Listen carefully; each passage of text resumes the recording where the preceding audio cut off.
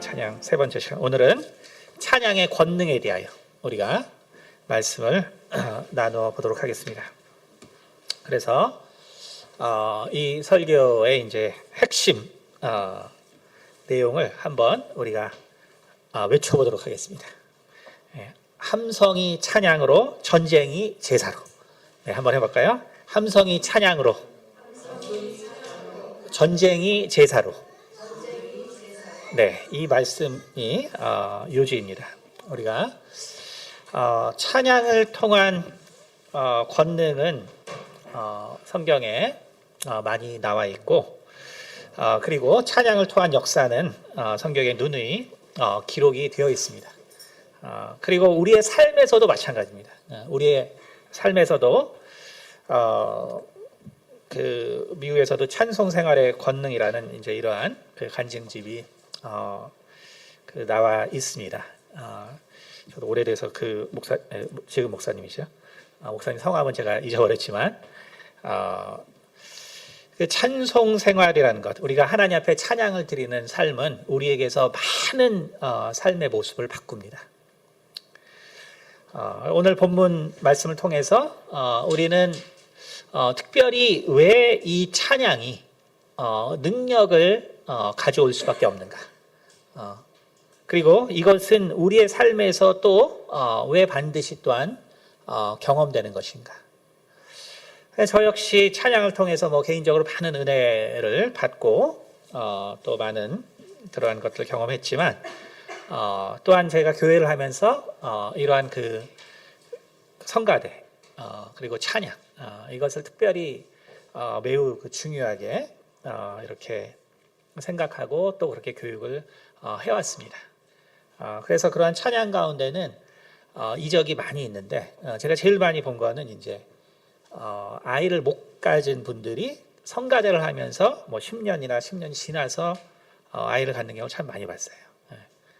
이제 이러한 것들은 하나의 예지만, 이런 거 외에도 또 우리의 삶에 있어서 또 문제가 있던 사람들이 찬양을 통해서 어려움을 극복하고, 또 사업에 어려움이 있던 분들이 또 그러한 찬양을 통하여 또 극복하고, 이러한 것들을 우리는 사실 상당히 많이 볼 수 있습니다. 그렇기 때문에 실제로 우리의 삶 가운데 우리가 찬양을 많이 듣고 또 찬양을 하나님께 드리고, 이러한 삶은 실제적으로 하나님의 역사를 우리가 바라볼 수 있는 일들입니다. 그럼 찬양에 그러면 이제 왜 권능이 나타나는가? 그럼 성경은 정말 이것을 이야기하고 있는가?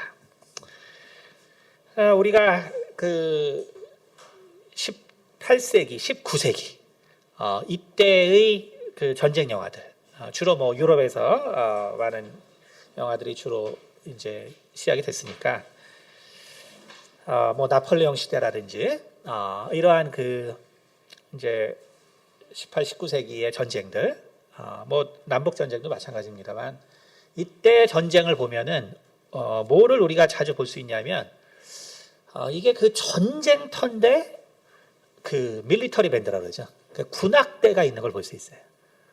그 전쟁터인데 군악대가 있습니다. 이제 뭐하러 나오는지 잘 모르겠지만 전쟁터에 군악대가 있어요.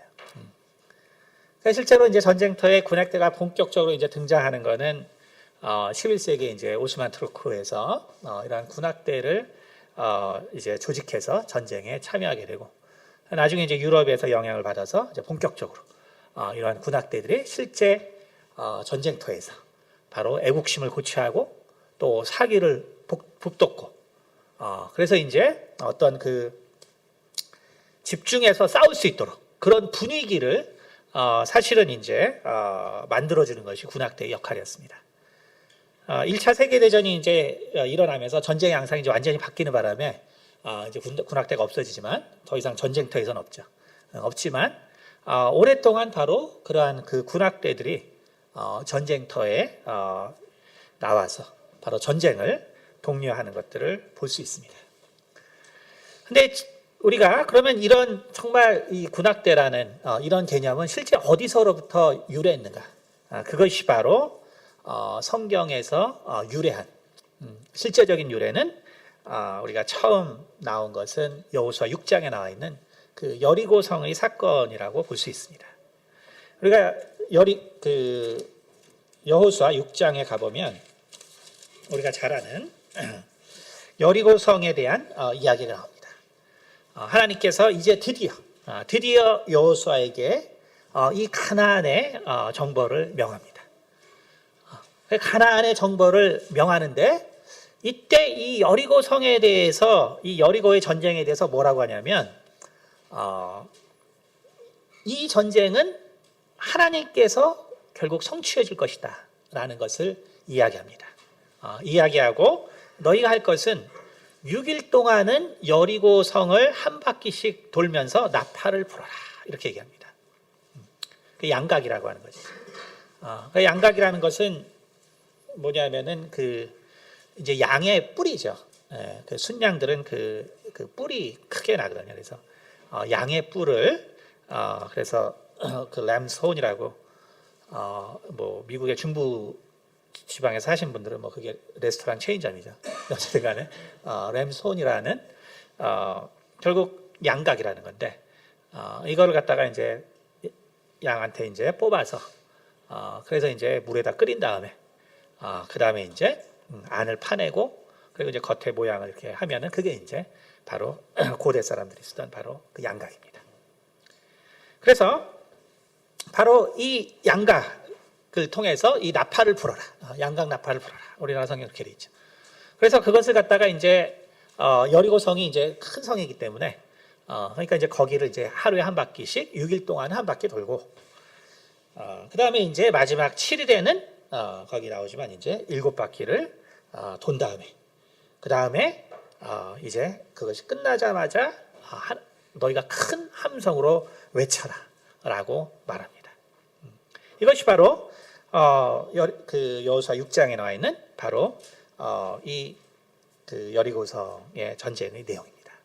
근데 우리가 아는 것처럼 놀랍게도 바로 그 하나님 앞에 이 나팔로 양각으로 이 찬양을 드리고 그리고 함성을 외쳤더니만 여리고성이 무너지는 사건이 일어납니다.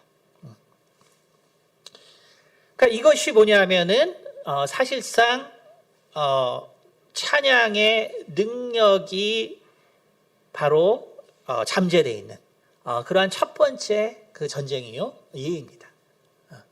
그러니까 다윗은 바로 이 성경에 이 토라에 기록되었던 이 여리고성의 전쟁을 기억하면서 결국은 그가 또한 개인적으로 경험했던 찬양의 능력, 우리가 다음 시간에 보겠지만 다윗은 그가 이 찬양의 영적 능력, 다시 말해서 마귀의 권세를 무너뜨릴 수 있는 찬양의 영적 능력에 대해서 경험을 하거든요.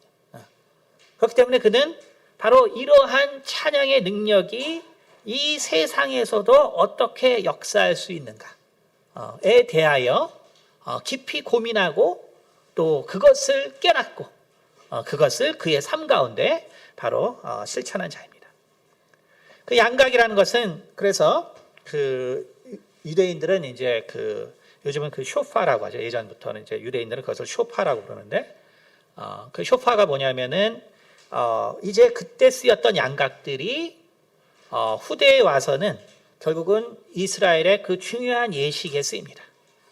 대표적인 것은 이제 그 속죄일에 쓰는 거죠. 속죄일에 그 속죄의 마지막을 알릴 때 이러한 그 양각 나팔을 이렇게 불게 됩니다. 바로 다윗은 이 여리고성의 사건을 통해서 이 함성이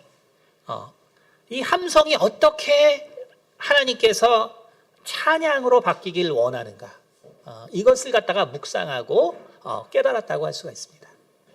원래 이 양각이라는 것, 다시 말해서 나팔이라는 것은 원래 약속이 있는 거예요. 약속이 있습니다. 그래서 한번 우리가 민수기 10장에 한번 가보면 민수기 10장에 한번 가보세요. 민수기 10장 민수기 10장에 보면은 9절에 이런 말씀이 있죠.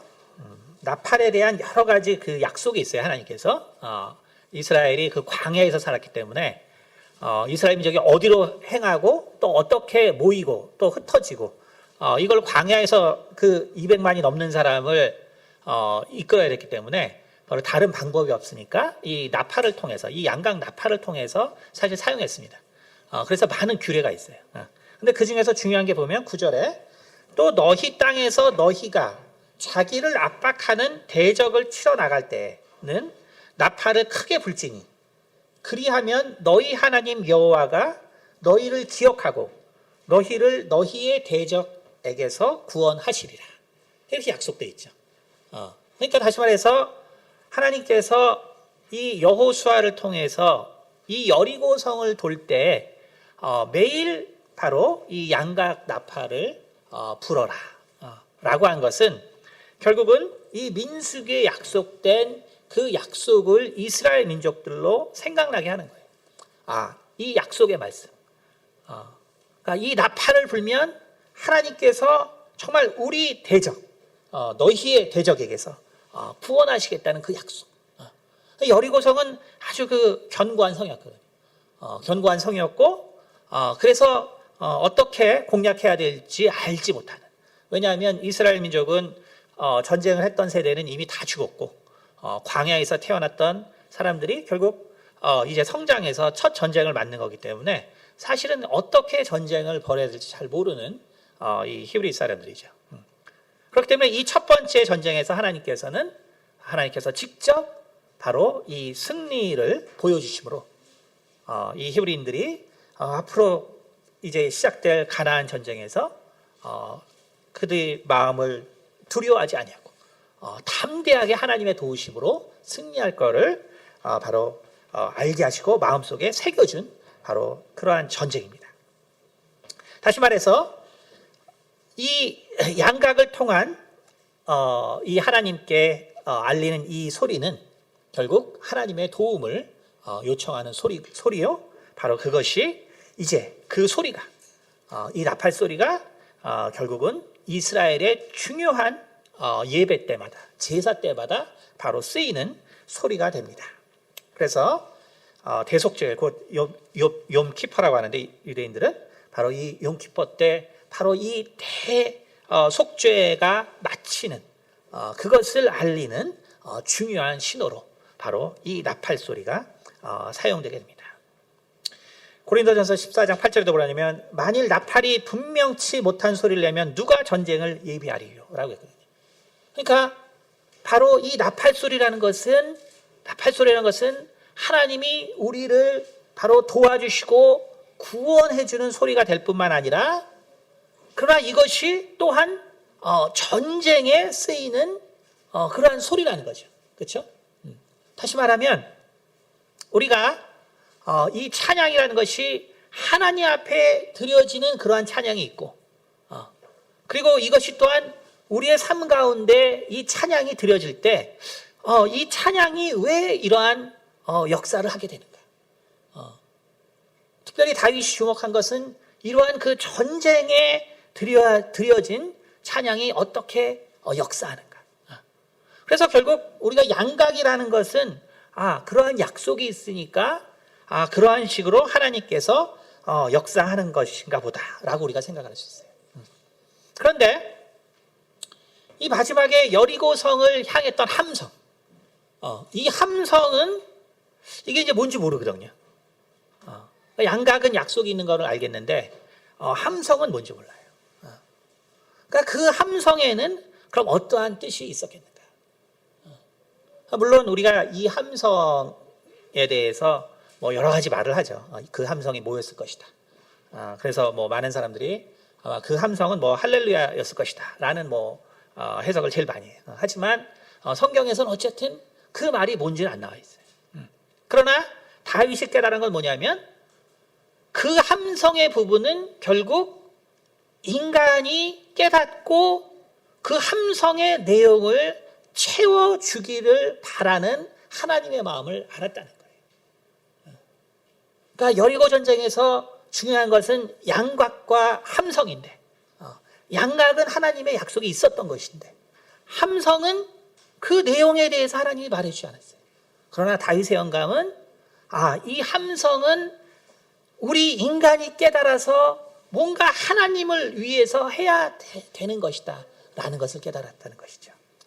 그래서 그는 그 스스로가 이것을 깨닫고 바로 우리가 잘 아는 사무엘상 17장 45절 보면 그 골리앗과의 전쟁에서 다윗이 뭐라고 말합니까? 다윗이 블레셋 사람에게 이르되 너는 칼과 창과 단창으로 내게 오거니와 나는 만군의 여호와 이름 곧 내가 모욕하는 이스라엘 군대의 하나님의 이름으로 내게 가노라.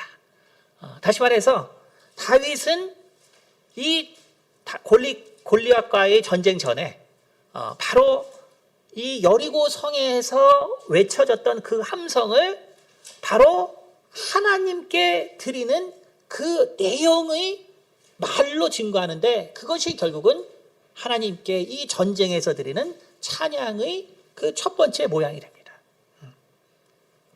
너는 칼과 창과 단창으로 내게 오거니와 나는 만군의 여호와 이름 곧 내가 모욕하는 이스라엘 군대의 하나님의 이름으로 내게 나가노라. 이것이 바로 이 함성이 다윗을 통해서 바로 찬양의 모습으로 바뀌어가는 과정입니다. 그러면 다윗은 이것을 어떻게 이러한 내용이라고 그가 생각했는가? 우리가 한번 여호수아 6장으로 한번 가보겠습니다. 여호수아 6장.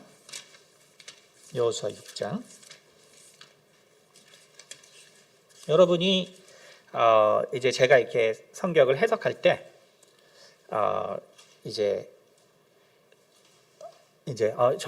그 목사님이 이걸 어떻게 저렇게 하는 거지? 이제 이렇게 생각하지 마시고 다윗이 성경을 보면은 이 구약의 말씀을 아주 많이 상고한 자입니다. 그 사무엘 그 하에 보면 알겠지만 성경 말씀을 엄청나게 많이 상고한 자예요. 그러니까 토라라고 할 때 우리가 모세 오경을 가리키고요, 그렇죠? 그리고 여호수아나 이러한 책들은 따로 이렇게 모여져 있었어요. 그러니까 다윗이 그래서 항상 이런 하나님 말씀을 상고했다는 걸 생각하시고 여러분 이제 성경을 볼 때 다윗이 이런 마음으로 바뀌었구나 이렇게 생각하시면 돼요. 그래서 6장 17절 18절에 이런 말씀이 나옵니다.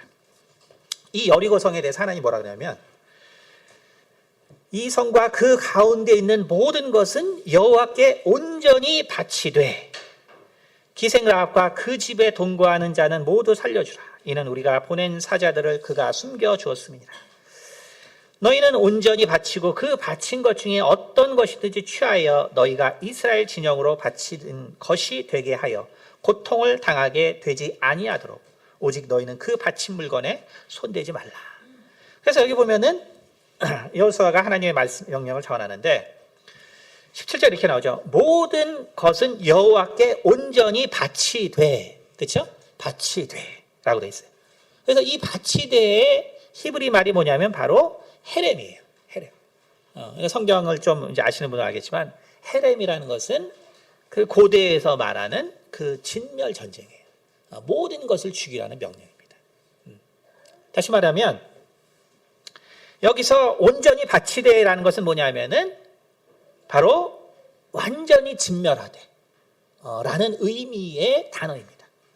그래서 이 헤렘의 명령이라는 것은 결국 모든 것을 완전히 진멸하라는 명령.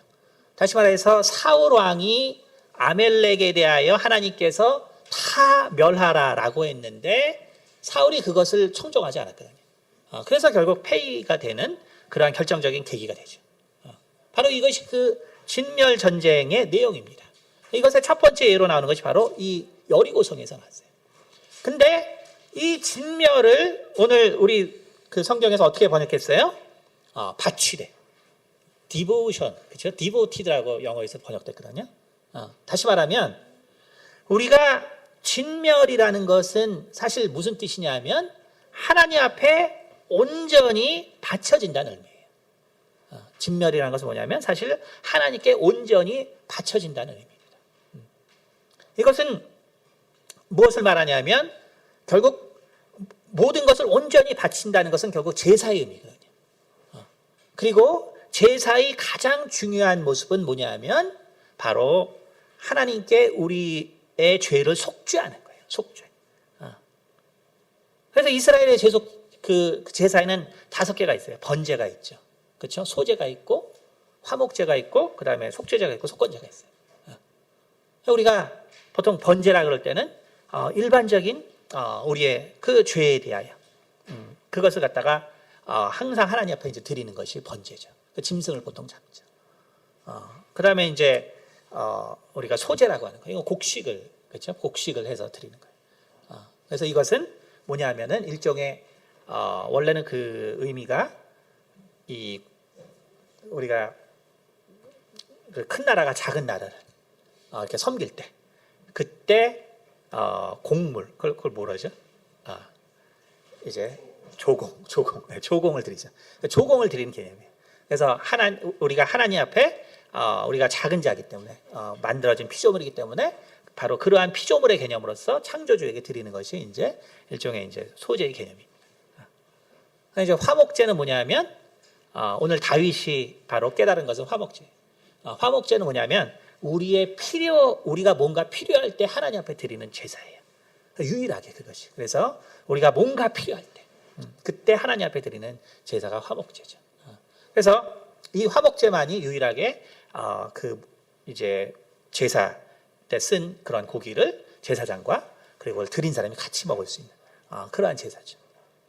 그다음에 속죄제는 특별히 우리가 흔히 신이라고 하는 그런 하나님 앞에서의 죄를 범했을 때 개인적으로 드리게 되는 것이고, 그 속건제는 이제 그 인간에게 이제 그 잘못된 바로 부분들, 그 트랜스그레스. 그래서 우리가 실제로 이제 범죄했을 때 그때 드리는 게 속건제죠.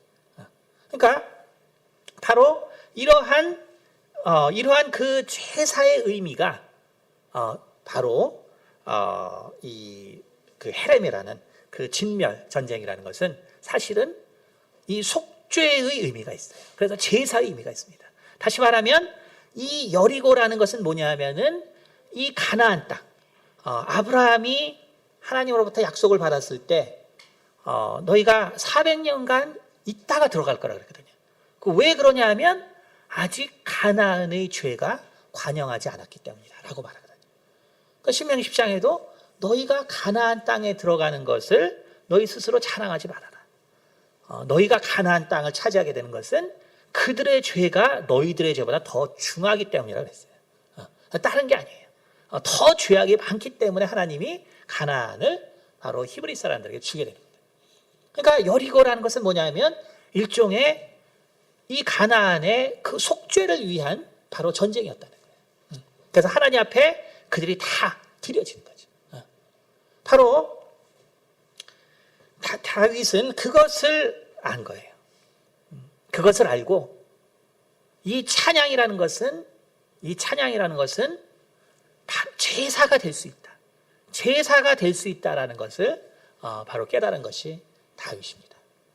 그래서 오늘 우리가 본문 말씀에 뭐라고 그래서 읽었는지 다시 한번 볼까요?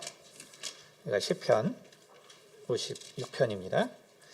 12절에 이렇게 되어 있습니다. 이 절에 보면 하나님이여 내가 주께 선함이 있사온즉 내가 감사제를 주께 드리리니. 그렇죠?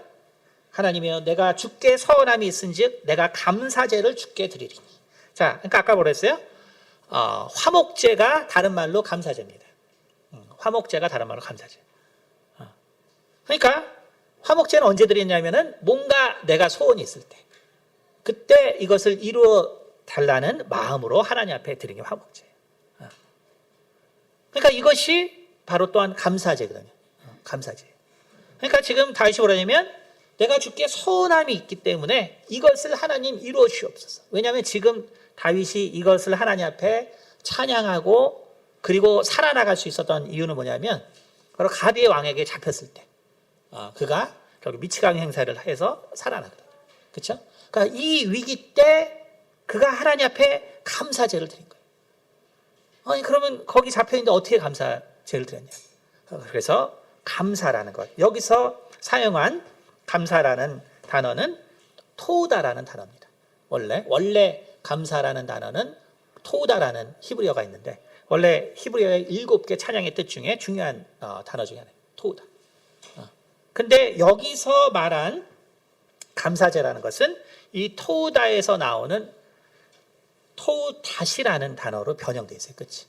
그래서 이게 다윗이 사용한 감사제라는 단어로 처음 나온, 사실 성경이 두 번밖에 안 나와 있어요. 다시 말하면 우리가 이 화목제라는 것, 감사제라는 것은 하나님 앞에 바로 사실은 동물을 태워드려야 되는데, 근데 이 토우다라는 단어는 동일하게 감사라는 뜻이 있지만 찬양이라는 뜻과 병용해서 쓰는 단어입니다. 그래서 우리가 한번 시편 60편에 한번 보겠습니다. 시편 60편. 시편 50편입니다. 시편 50편. 시편 50편 보면 이렇게 나옵니다.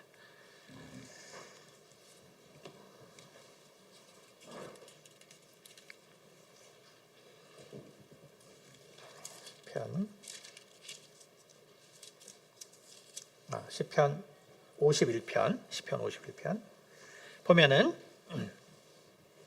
16절에 이런 말씀이 나오죠. 16절. 주께서는 제사를 기뻐하지 아니하시나니 그렇지 아니하면 내가 드렸을 것이다. 주는 번제를 기뻐하지 아니하시나이다. 하나님께서 구하시는 제사는 상한 심령이라. 하나님이여 상하고 통회하는 마음을 주께서 멸시하지 아니하시리로다. 이렇게 하나님 앞에 하나님께서 원하시는, 다시 말해서 우리가 하나님 앞에 형식적으로 드리는 그거보다 사실은 더 중요한 것이 우리의 마음의 제사거든요. 그래서 이 우리의 마음의 제사가 결국 변화해지는 것이 뭐냐면 바로 하나님 앞에 드려지는 바로 찬양이 됩니다. 그래서 바로 시편 50편 그 앞에 보면 23절에 한번 보겠습니다. 시편 50편 23절을 보면 감사로 제사를 드리는 자가 나를 영화롭게 하나니. 그렇죠? 감사로 제사를 드리는 자가 나를 영화롭게 하나니. 이 말씀이 그 히브리어로 뭐라고 그러냐면은 주오베아 토우다라고 되어 있어요. 이건 뭐냐면은 바로 말 그대로 누구든지, 여기서 주오베아라는 것은 누구든지 그 다음에 토우다는 감사하는 자. 그런데 이것이 찬양과 같은 의미거든요. 그래서 영어 성경에서는 whoever offers praise라고 되어 있어요. 그래서 원래 조비아라는 것은 offer라는 소리예요. 근데 우리가 하나님 앞에 뭐를 오퍼할 수 있겠어요? 그래서 보통 하나님 앞에 오퍼할 때는 제사라는 의미를 쓰는 거예요. 다시 말해서 하나님 앞에 우리가 감사를 드리는 것은 곧 하나님 앞에 우리가 찬양으로 드리는 것. 이것이 결국은 하나님이 바로 번제나 이러한 것을 원하지 아니하고 우리의 상한 마음을 원한다. 다시 말해서 우리 마음에 바로 제사를 원한다는 것이죠. 그래서 바로 이 토우다라는 하나님 앞에 감사한다는 바로 이 말씀은 바로 찬양한다는 말이고, 그래서 감사제라는 것은 그래서 곧 바로 찬양으로 드리는 제사가 되는 것입니다. 그래서 이것을 알 수 있는 것이 이 토우다시라는 이 말의 이제 두 번째, 성경에 딱 두 개 나와 있는데 느헤미야 12장 32절입니다. 31절 우리가 한번 보겠습니다. 느헤미야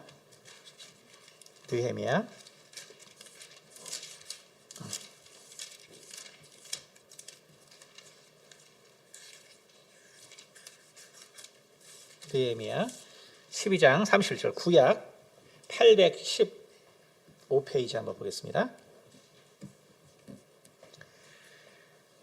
느헤미야 12장 31절 제가 한번 봉독해 드리겠습니다. 이에 내가 유다의 방백들을 성벽 위에 오르게 하고 또 감사 찬송하는 자의 큰 무리를 둘러 나누어, 여기서 바로 또 감사 찬송하는 이 부분이 또 토우다시라는 말이 쓰여져 있어요.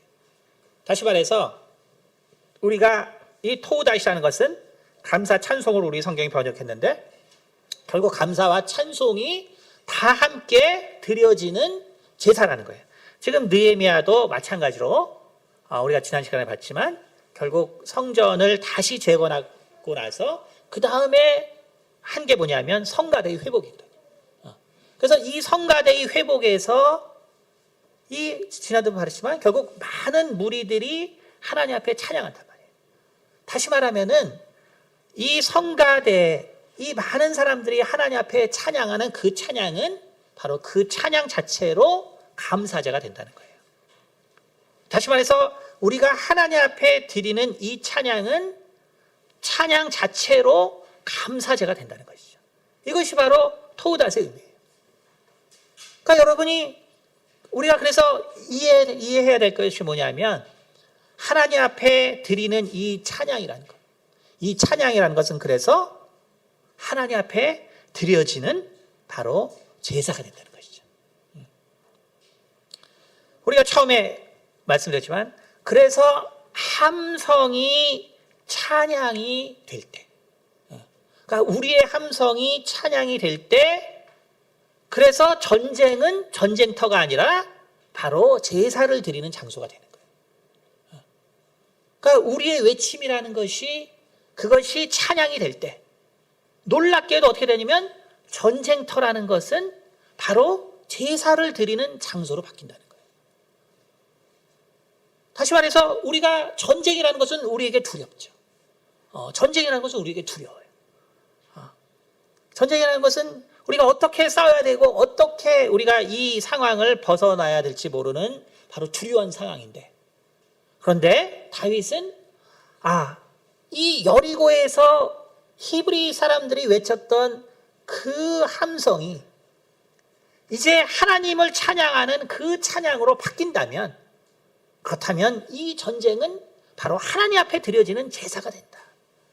다시 말하면 그 하나님을 대적하는 자들은 결국은 다 하나님 앞에 드려진다 라는 확신으로 바뀐 것입니다.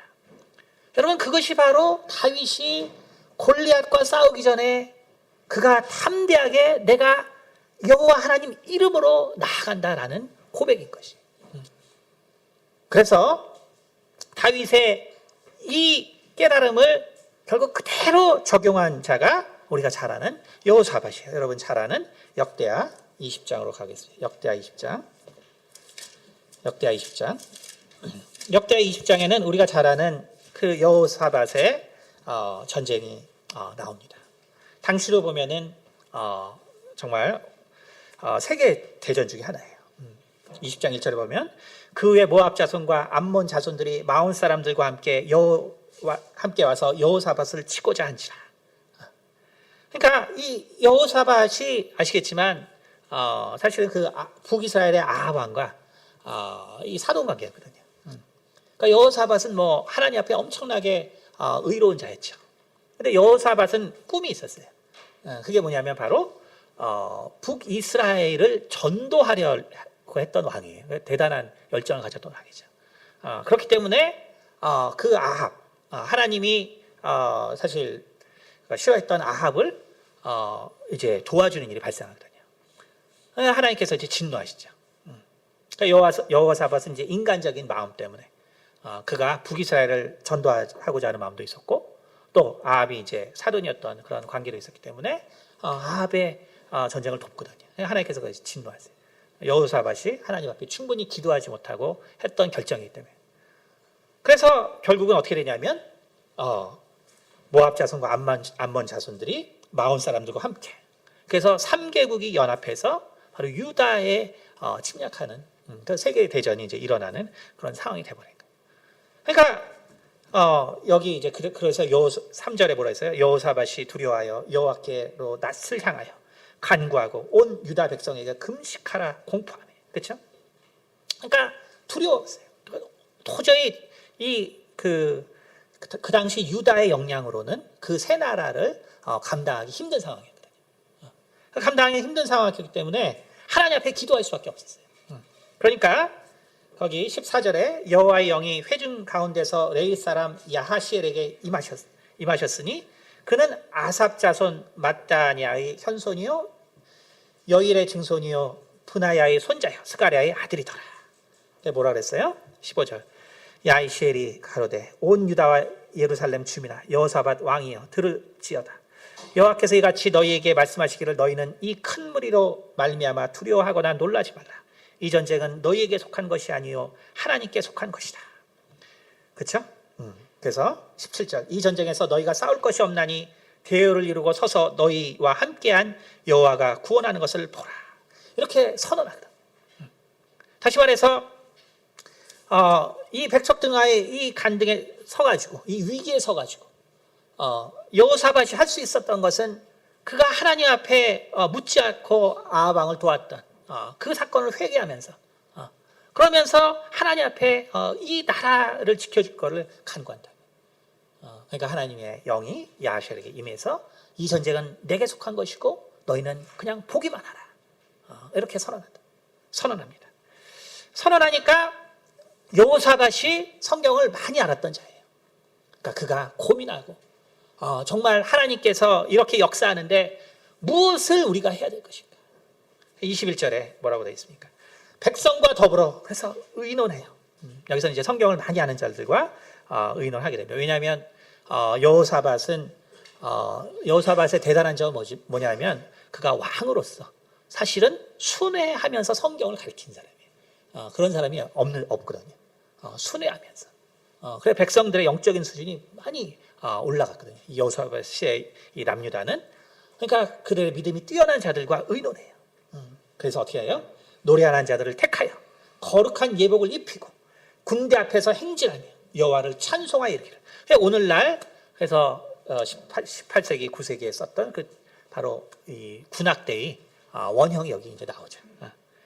그래서 군대 앞에서 행진하여 여호와를 찬송하여 이르기를 여호와께 감사하세 그의 인자하심이 영원하도다 하게 하였더니 그 노래와 찬송이 시작될 때 여호와께서 복병을 두어 이거는 이제 천사들을 말합니다. 결국은 유다를 치러 온 암몬 자손과 모압과 세일산 주민들을 치게 하심으로 그들이 패했어요. 그래서 23절 보면 결국 그들 서로가 싸움이 일어나서 결국은 전쟁이 끝나는 것을 볼 수 있습니다. 다시 말하면 우리는 다윗의 깨달음이 뭐냐면 바로 여리고 성에서 하나님께서 그 약속한 양각을 통해서 그 여리고 성의 그 에서의 싸움을 승리할 것을 예견했는데 근데 이 백성의 함성을 통해서는 하나님이 무엇을 원하시는가? 도대체 백성이 소리치는 걸 통해서 하나님이 원하시는 것이 있을 텐데 그것이 무엇인가? 바로 그것을 다윗은 그것이 찬양이라는 것을 깨달은 것입니다. 그것이 찬양이라는 것을 깨달은 거예요. 그래서 그는 항상 전쟁 때마다 그가 하나님을 높이는 그러한 선언을 하고 바로 그 선언이 이제 다윗이 찬양대를 구성하고 그리고 여호사밧에 이르러서 분명히 이 찬양이라는 것은 바로 전쟁을 제사로 바꾸는 바로 능력이 있다는 것을 보여준 것입니다. 여러분 그렇기 때문에 감사제라는 것은 뭐냐면 화목제인데 그것은 우리가 무언가 필요할 때 하나님 앞에 구하는 거예요. 그러니까 여러분 우리가 교회에서 우리가 하나님 앞에 찬양을 드리지만 그러나 여러분이 여러분의 삶 속에서도 자주 찬양을 드려야 할 때가 있어요. 특별히 언제냐면 여러분이 정말 무엇인가 하나님 앞에 내가 구할 때. 여러분 이거를 사람들이 잘 몰라요. 뭔가 필요해서 하나님 앞에 구할 때 기도하다 보면 어떻습니까? 5분 이상 기도하기 힘들어요. 그러니까 그럴 때 뭐예요? 찬양하시면 돼요. 찬양. 그때 찬양하시면 돼요. 그때 여러분이 좋아하시는 찬송가도 부르고 복음송가도 부르고 그러니까 내가 하나님 앞에 구하는 건 있지만 내가 뭔가 기다려야 될 때가 우리가 얼마나 많아요. 그렇죠? 우리 이 목사님도 우리가 그 아픔에서 회복되도록 우리가 기다리잖아요. 그렇죠? 그러니까 기다릴 때 우리가 하나님께 찬양 드리고 또 찬양을 듣고 또 우리가 뭔가 우리의 일을 정말 진행하고 있을 때 그때 우리가 우리의 일도 하지만 또 하나님 앞에 기도하고 또 기다리잖아요. 그렇죠? 그럴 때 우리가 무엇을 하느냐?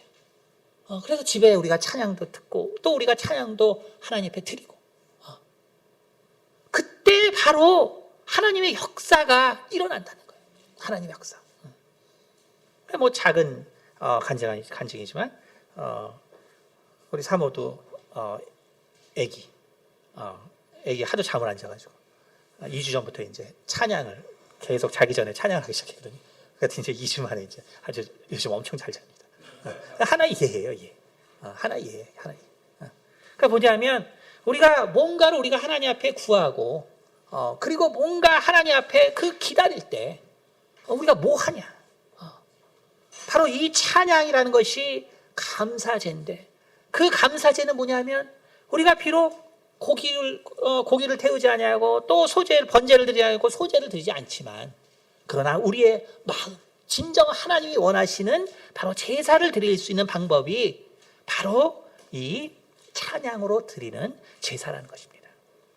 그것이 바로 다윗이 오늘 본문에서 말은 하나님이여 내가 주께 선함이 있사온즉 내가 감사제를 주께 드리리니 내가 감사제를 드리니 왜? 서원한 것이기 때문에 꼭 원하고 하자 하는 것이기 때문에 내가 감사제를 드리리니 근데 다윗이 그 가두왕에게 붙잡혀 있는 상황에서 어떻게 제사를 드려요? 그가 그 위기의 순간에서도 하나님 앞에 정말 그의 생명을 살려달라고 기도하고 또 작은 소리로 읊조리며 찬양드리고 그것이 바로 감사제였고 바로 그렇게 될 때 그 위기의 상황은 바로 제사로 바뀌는 거예요. 제사로 바뀌어서 그것은 다 타서 하나님이 흠양하시는 바로 그러한 승리의 바로 제사로 바뀐다는 사실을 우리가 알아야 합니다. 특별히 이러한 감사제가 이러한 찬양을 통해서 우리가 얻은 승리가 왜 중요한가? 그것은 바로 그 여리고 성의 그 전쟁의 내용에 나와 있습니다. 그 여호수아 6장에 우리가 한번 다시 보겠습니다. 여호수아 6장 20절 보면 여호수아가 그때 맹세하게 하여 이르되 누구든지 일어나서 이 여리고 성을 건축하는 자는 여호와 앞에서 저주를 받을 것이다. 그 기초를 쌓을 때 그의 맏아들을 잃을 것이요 그 문을 세울 때 그의 막내 아들을 잃으리라. 이게 왜 이래요? 왜냐하면 이것은 여리고 전쟁은 하나님 앞에 드려지는 제사였기 때문에 그래요. 그러니까 하나님이 그냥 온전히 받는 거예요. 그래서 거기다가 뭔가를 하면은 안 돼요. 그래서 18절에 그래서 뭐라 했어요? 너희는 온전히 바치고 그 바친 것 중에서 어떤 것이든지 취하여 너희가 이스라엘 진영으로 바치는 것이 되게 하여 고통을 당하게 되지 아니하도록 오직 너희는 그 바친 물건에 손대지 말라. 그러니까 이것이 헤렘의 전쟁의 규정이잖아요. 다시 말해서 하나님 앞에 드려진 것을 내가 취하면 취한 자도 하나님 앞에 드려진단 말이에요. 그러니까 함께 제사가 되는 거예요. 그 죽게 되는 거예요. 그렇기 때문에 이 여호수아가 특별히 이 선언한 이 내용은 바로 반드시 이루어질 수밖에 없는 거예요.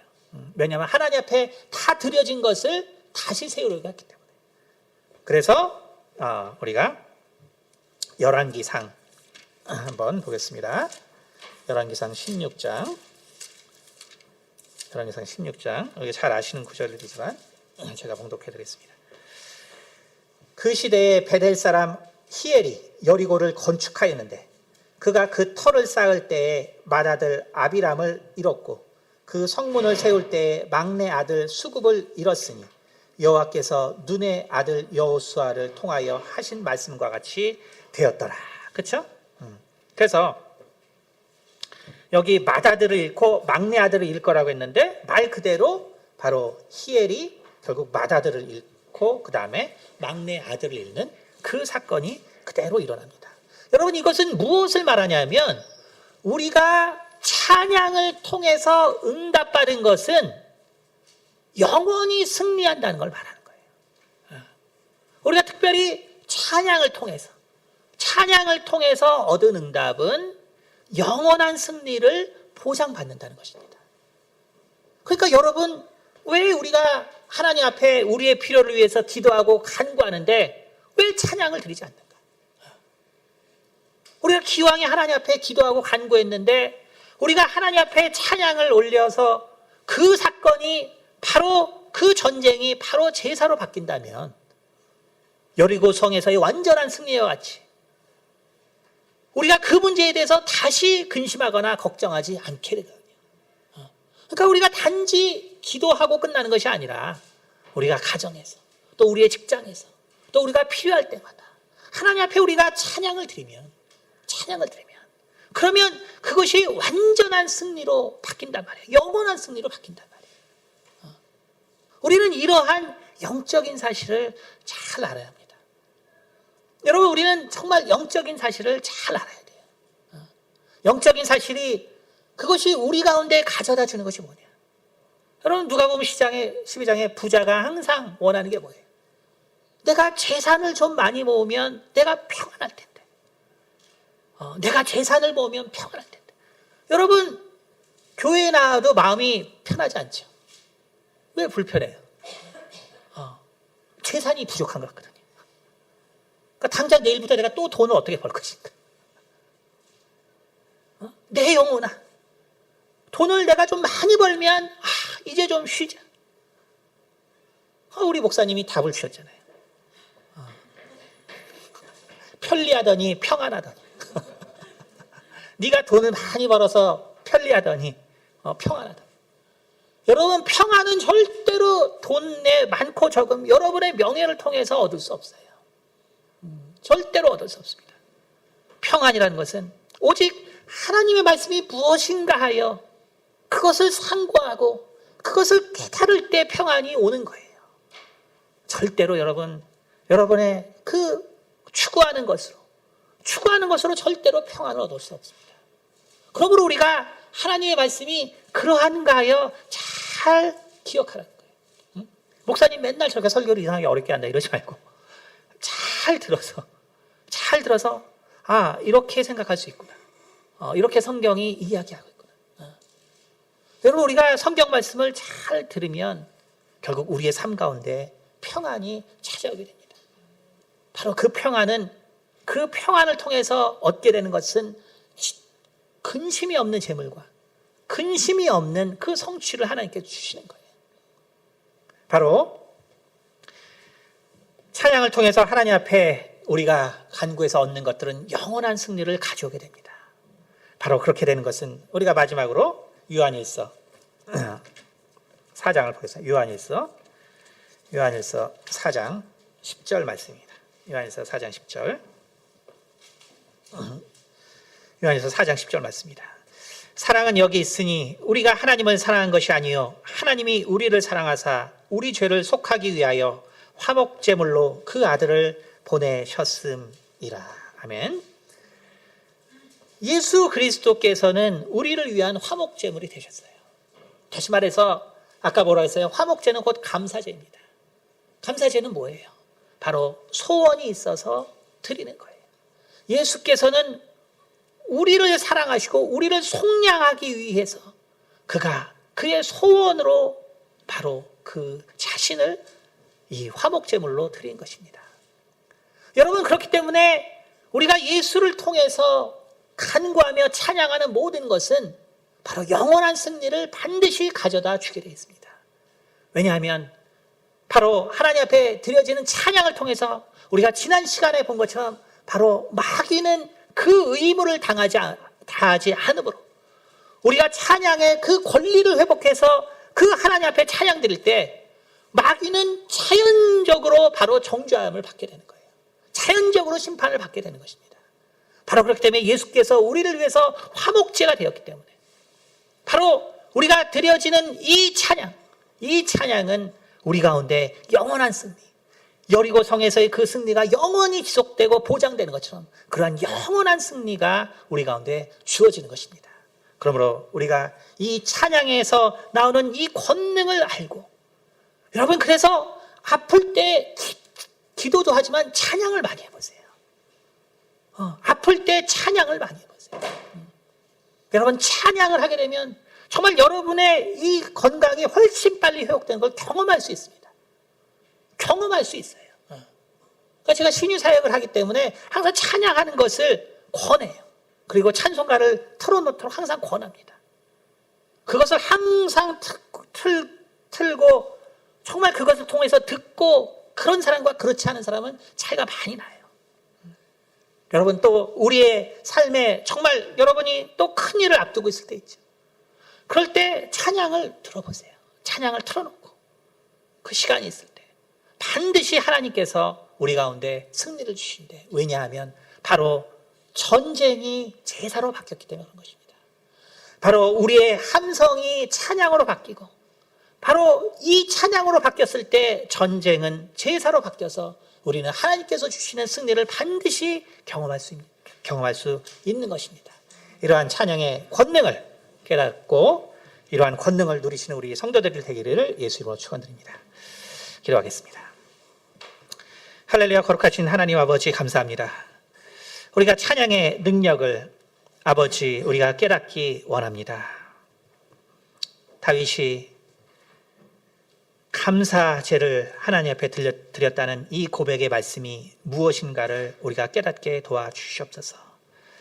감사제는 곧 내가 순간순간 하나님 앞에 드리는 찬양의 제사라는 것을 깨닫게 도와주셔서 우리는 하나님 앞에 드리는 이 찬양을 통해서 우리 삶 가운데 매일 벌어지는 이 영적인 전쟁을 당신께 드려지는 제사로 바꿀 수 있는 그 능력에 우리 성도들이 될 수 있도록 도와주시옵소서. 감사드리며 살아계신 우리 주 예수 그리스도를 받들어 기도드렸습니다. 아멘.